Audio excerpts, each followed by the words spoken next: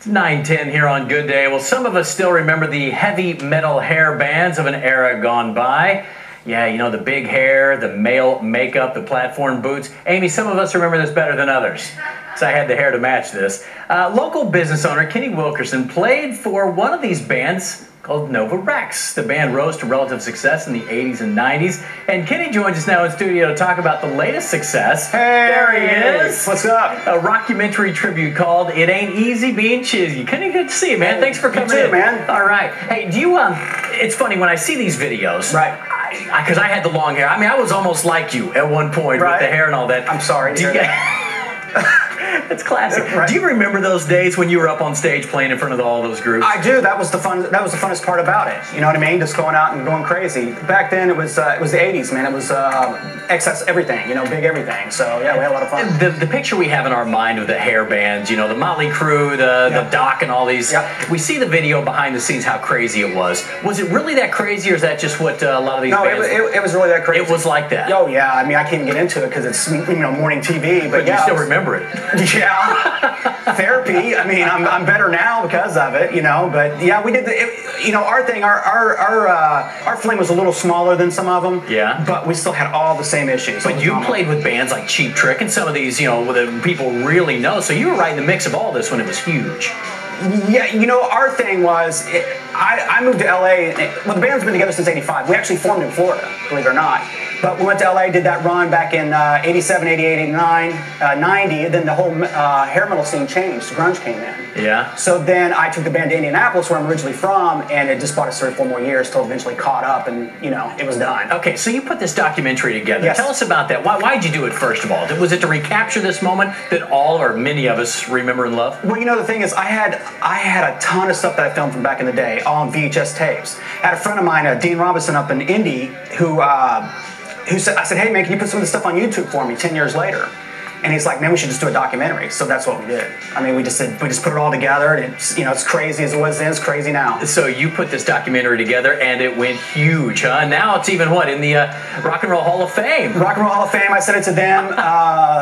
It's been there for a few months now. Yeah, Rock and Roll Hall of Fame, you got to get it right. Museum, archives, library. Yeah, something like that, right? It says Rock and Roll Hall of Fame, it sounds cool. So was it neat looking back over all this stuff and just reminiscing about how cool that era was?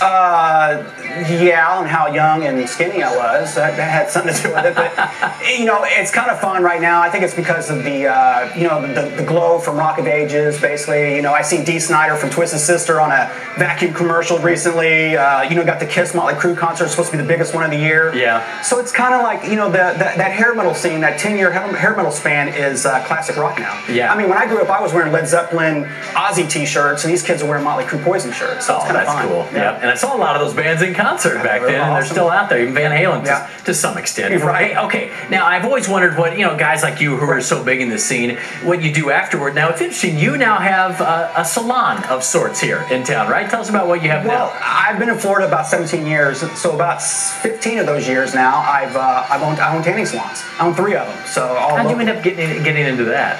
Why not? I mean, why not? You've already done this. Why not do that, right? I mean, you know, it's a pretty good gig. I mean, I'm not swinging a hammer for a living, so I mean, it's tanning. You know, I'm married now, so I can't talk about it. But yeah, it's all good. I have to ask you about some of the stuff out here. The guitars, well, speaking of the tanning, what is this stuff? These guys are buddies of mine. They actually are in the movie as well. This is a friend of a friend's here, but this is Pauly D's spray tanning. So there you go. So you can look it on TV.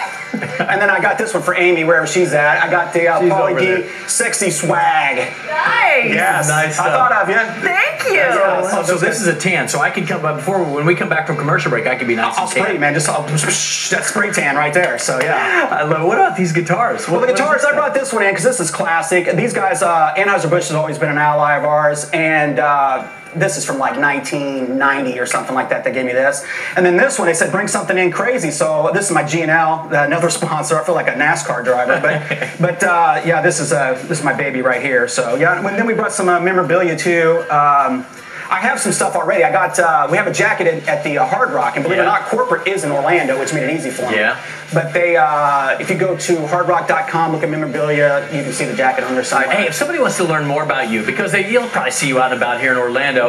What do they search in YouTube? You've probably done that. What do they search out and see more about you? Well, if you just type in the band's name, Novarex, Novarex, you just go to YouTube. And you'll see the video and everything. It's all, I mean, there's pages and interviews and stuff there. Oh, it's so cool, man. Amy, I am flashing back here. My hair used to look like yours back then. And so maybe I should grow it back out now and be one of the few news anchors with the long hair. Because you are my real life. This is not me. That's me. Listen, everybody still wants to be a rock star, right? Right. So, and when you're going on tour, hey, I can still. You know, I'm working on that right now. See, because of this. Old school. We can be old school. Well, the old school is new school now. I love it. Kenny Wilkerson, thanks, man. Appreciate it. Appreciate you coming in. Check out the documentary channel. It airs really late tonight, but if you go to your listings, it's documentary channel, DISH, DirecTV, they carry the movie. I love it. Jamie, I'm back home. I'm on my way. I'll get Jamie some spray tan stuff, too. Sweet. Thanks, Kenny. See ya. Well, Johnny...